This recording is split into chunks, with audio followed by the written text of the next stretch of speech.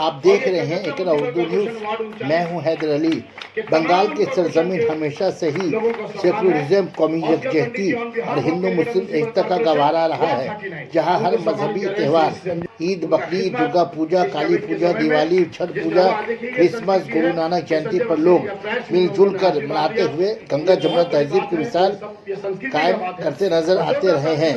आज college street youth friends association के जेर एहतमाम श्री श्री समा पूजा के मौके पर कोरोना महामारी के दरमियान काम करने वाले बहादुर सिपाहियों को सुमिता बख्शी एमएलए के हाथों अवार्ड से नवाजा गया।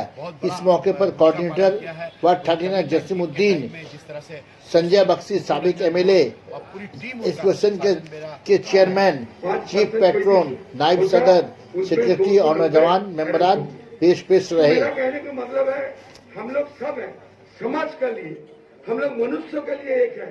जो एक बीमारी हम लोग देखे थे इतिहास में, प्लेग, कॉलेरा ऐसा होता था, बहुत आदमी सोचता था कॉलेरा तो यहाँ पर बंगाल भर में हुआ, प्लेग तो बॉम्बे में हुआ, चलो बॉम्बे से हम लोग चला जाए दिल्ली, कोई सोचता कलकत्ता से चला जाए यहाँ, मगर ये तो जाने का आने का रास्ता नहीं है। सारा विश्व में मनुष्य समाज को अलग करने का प्रयास कर रहा है। ये कभी कोई नहीं सोच सकते हैं। हम लोग रहे नहीं रहे, इसका परंपरा जो भी आएगा वो भी देखेगा कि कभी ऐसा हुआ था, एक इतिहास में लिखा जाएगा।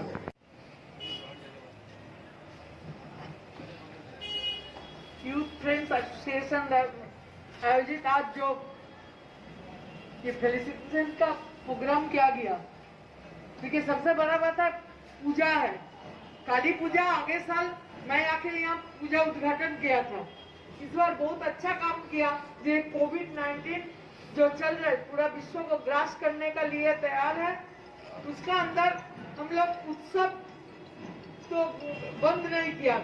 दुर्गा पूजा भी हम लोग किया था, काली पूजा भी किया, लेकिन पूजा का आरंभ बहुत ज्यादा नहीं करके पूजा माफिक हुआ।